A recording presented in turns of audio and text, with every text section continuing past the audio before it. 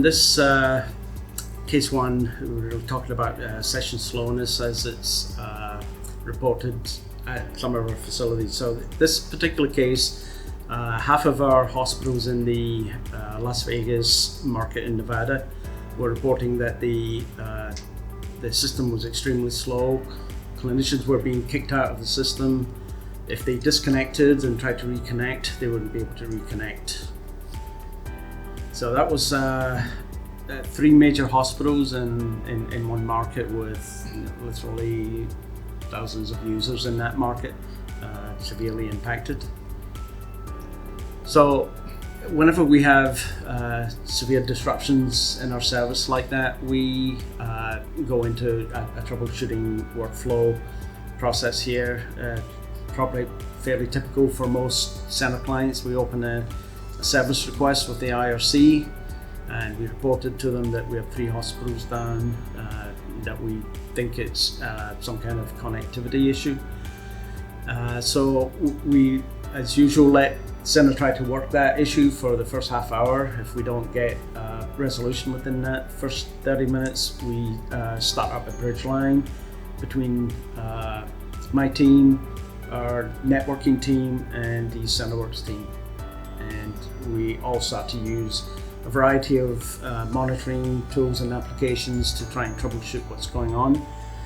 On the Cerner side, they're looking at their Zabbix software on site, and they're looking at Remedy. They're looking at their alerting systems that are in place at IRC. Our UHS network team are looking at the ExtraHop application to really do more detailed traffic analysis and trace routing. And on my side, we're looking at the Goliath Monitor IT product, and we're able to identify that there are connectivity issues there. There's also ICA latency going on at all 3 of those locations, but we're also aware that the other facilities in that market and all of the other facilities in the West region where those 3 reside are actually performing okay.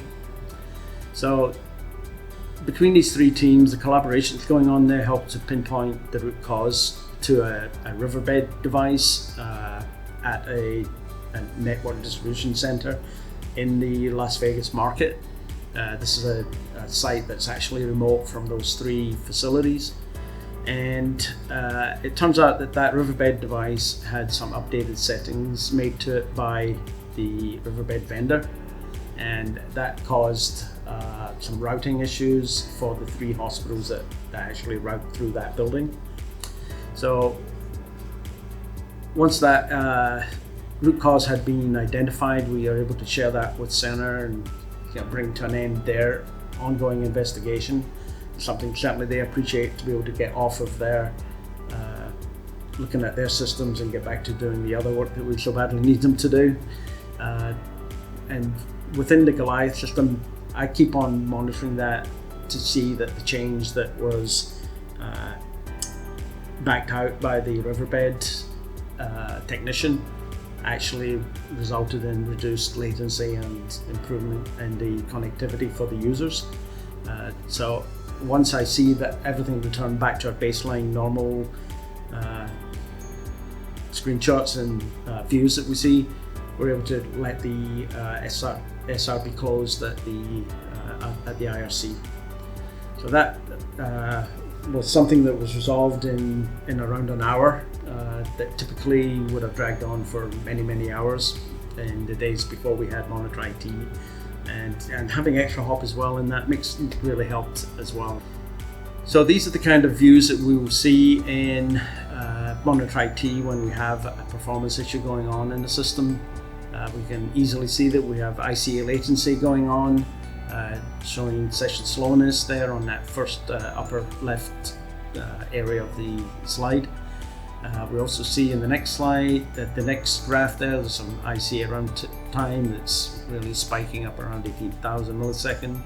And we also have network latency going on the top right, and end user connection speed is definitely way down at that time during that hour period of the problem that we saw.